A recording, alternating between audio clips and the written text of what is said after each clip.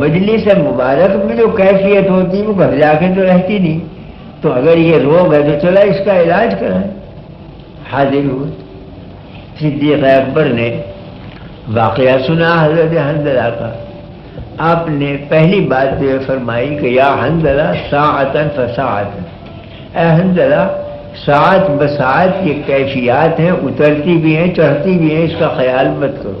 تو کیفیات ہیں آنی جانی.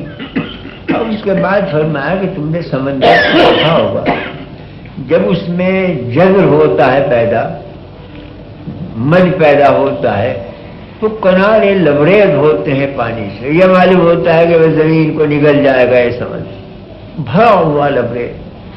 اور جب اس کے اندر وہ بھاٹا ہوتا ہے جزر، تو میل ہاں میل تک سمندر کے کنارے خالی، پانی کا وجود نہیں رہتا. فرمایا آپ نے کہ جب پانی میلوں تک نہ رہے، جب بھی پانی اتنا ہی ہے سمندر میں جتنا پہلے، اور جب کناروں تک لبریز ہو تب بھی اتنا ہی ہے جتنا پہلے تھا. فرق اتنا ہے کہ جب موجیں اٹھتی ہیں تب موج کا زمانہ تو وہ اونچا نظر آتا ہے، سکون ہو جاتا ہے تو وہ نیچا نظر آتا ہے اتنا کو اتنا ہی. تو تمہارا ایمان ایک سمندر کی مانند ہے. میری مجلس میں رہتے ہو، اس میں موجیں اٹھتی ہیں تو چوگنا نظر آتا ہے، گھروں پہ جاتے ہو سکون ہو جاتا ہے، مگر ایمان اتنا کا اتنا ہی ہے جتنا میری مجلس. وہ سب خطرات نکل گئے اور سب اطمینان سے ہو کر آ گئے. ظاہر ہے کہ جائز و ناجائز کا مسئلہ نہیں تھا، یہ تو دلوں کی کلیں درست کرنے کا مسئلہ تھا، کیفیات کا مسئلہ تھا. بعض حضرات صحابہ نے عرض کیا کہ یا رسول اللہ ہم میں ایمان باقی نہیں رہا. فرمایا کیوں؟ کہ ایسے وسوسے آتے ہیں کہ ایمان رہ ہی نہیں سکتا اس کے بعد. فرمایا کیا وسوسے ہیں؟ کہ دلوں میں سوال پیدا ہوتا ہے کہ زمین کو کس نے پیدا کیا؟ جواب ملتا ہے اللہ نے. آسمان کس نے بنایا؟ کہ اللہ نے. ستارے کس نے بنائے؟ کہ اللہ نے. اس سے کلیہ قائم ہوتا ہے کہ ہر موجود کے لیے موجد کی ضرورت. کوئی چیز موجود نہیں ہوگی جب تک وجود دینے والا نہ ہو. تو اللہ بھی تو موجود ہے، تو اللہ کو کس نے پیدا کیا؟ کوئی موجد اس کا بھی ہوگا. جب یہ وسوسہ آ گیا تو ایمان کہاں باقی ہے؟ اور جب ایمان نہیں تو عمل کا کارخانہ بھی درم برم.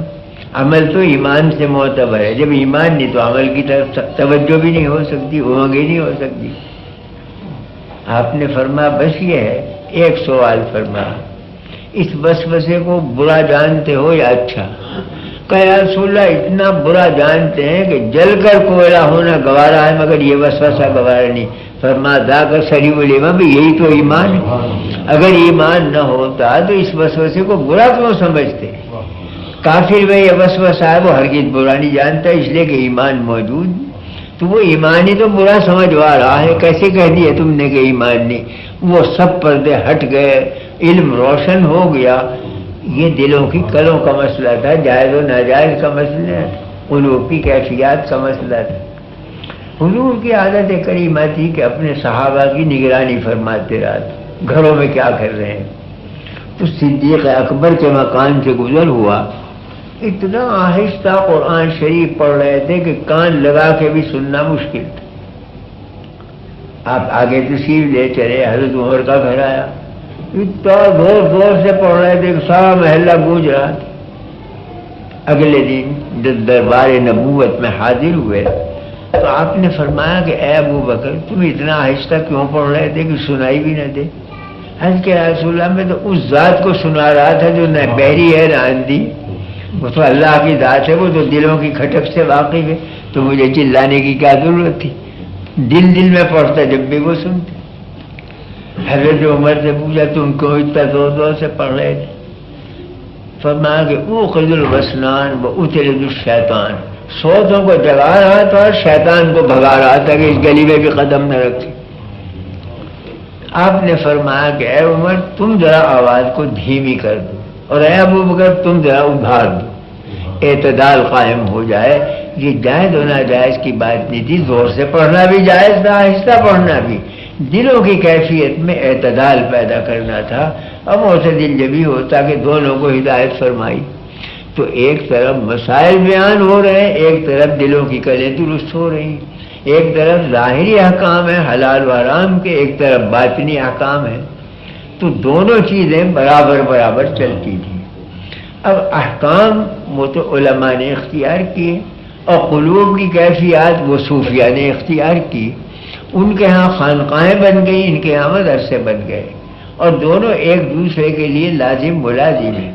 حقیقتاً کوئی عالم اس وقت تک صحیح معنی میں عالم عارف نہیں ہوگا جب تک کہ وہ ذکر اور مجاہدہ کر کے کوئی نورانیت قلب میں پیدا نہ کرے، اور کوئی صوفی اس وقت تک صحیح معنی میں صوفی نہیں ہوگا جب تک کہ سنت کی پیروی اس کے اندر نہ ہو اور جائز و ناجائز کے احکام کا علم نہ ہو۔ اب تصوف کے معنی تو رہ گئے باطنیت کے کہ علماء کیا جانے، تو باطنی علم سینہ بہ سینہ چلا رہا، بھی سینہ بہ سینہ کوئی نہیں وحی آئی تمہارے وہی تو ہے جو حضور لے کر آئے، سینہ بہ سینہ کیا، قرآن کریم میں اس کی بنیادیں موجود ہیں۔ تو بہرحال علم ظاہری اور علم باطنی دونوں ضروری ہیں۔ تو عالم صحیح معنی میں ربانی نہیں بنے گا جب تک کہ قلب کو درست نہ کرے، اخلاق قلبی درست نہ ہو۔ اگر ایک عالم ہے متکبر بھی ہے، حسید بھی ہے، حاسد بھی ہے، وہ علم اور زیادہ اس کا نقصان پہنچائے گا امت کو۔ اور اگر عالم ایسا ہے کہ اخلاق پاکیزہ ہیں، اس کے اندر غنا ہے، توکل ہے، اصلاح کا جذبہ ہے، وہ نفع پہنچائے گا۔ تو علم فائدہ پہنچاتا ہے اخلاق کے راستے سے، اسی لیے اخلاق درست کیے جاتے ہیں مستقلاً۔ ہمارے یہاں دیوبند میں بھی یہ طریقہ تھا کہ جب فارغ التحصیل ہو جاتا تھا تو میری طالب علمی کے زمانے تک یہ دستور تھا کہ سند نہیں دیتے تھے جب تک جماعت کے کسی بزرگ کے پاس رہ کر اپنے قلب کی اصلاح نہ کرائے اور اپنے اخلاق درست نہ کرائے، سند نہیں دیتے تھے۔ اب ذرا عام ہو گئی چیز، اس بات سے ہر قسم کے لوگ پیدا ہو رہے ہیں۔ جنہوں نے اصلاح کرا لی وہ تو صاحب باطن ہے، جنہوں نے کی وہ صاحب بطن ہے، دونوں ایک ہی مادے سے۔ تو بہرحال دونوں چیزیں جمع ہونی ضروری ہیں۔ تو یہ دو چیزیں الگ الگ نہیں ہیں، ظاہر اور باطن ایک ہی چیز کا ہے۔ رضائی کا ایک استر اوپر کا ہے، ایک نیچے کا ہے، بیچ میں روئی بھری بھی ہے۔ یہ نہیں کہیں گے کہ یہ استر تو رضائی نہیں ہے، اوپر کا استر رضائی، مجموعہ مل کے رضائی ہے۔ جب تک مجموعہ نہیں ملے گا گرمی نہیں پہنچے گی۔ تو دونوں علوم کا جمع کرنا ضروری ہے۔ اس بات سے آپ نے تاکید فرمائی، اور قرآن کریم میں حکم فرمایا گیا کہ وَذَرُوا ظَاهِرَ الْإِثْمِ وَبَاطِنَهُ، ظاہری گناہوں کو بھی دور کرو، باطنی گناہوں کو بھی دور کرو۔ ظاہری گناہ ہیں افعال کے، باطنی گناہ ہیں اخلاق کے۔ تو ظاہری افعال کو بھی ٹھیک کرو، باطنی اخلاق کو بھی ٹھیک کرو۔ اخلاق وہ منزل بیج کے ہیں، بیج اگر صحیح ہے تو درخت صحیح نکلے گا، اور بیج اگر کیکر کا ہے تو کانٹے دار درخت نکلے گا، اس پہ آم لگنے سے رہا۔ اس واسطے بیج کو درست کرو، اخلاق درست کرو۔ تو دونوں کی برابر تاکید کی گئی۔ تو ہمارے مولانا نے فرمایا تھا کہ کچھ علم کے بارے میں کہا جائے، اس بات سے چند باتیں سمجھ میں آ گئی ہیں، اس میں کوئی کوتاہی رہ گئی ہو تو آپ شرح کر دیں۔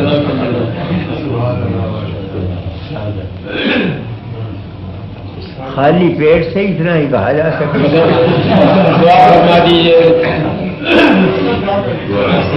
اس سلسلے میں بھی ربنا ظلمنا انفسنا ربنا هب لنا من ازواجنا وذرياتنا قرة اعين واجعلنا للمتقين اماما اللهم ربنا اغفر لنا ولإخواننا الذين سبقونا بالإيمان ولا تجعل في قلوبنا غلا للذين آمنوا ربنا إنك رؤوف رحيم ربنا آتنا في الدنيا حسنة وفي الآخرة حسنة وقنا عذاب النار وأدخلنا الجنة مع الأبرار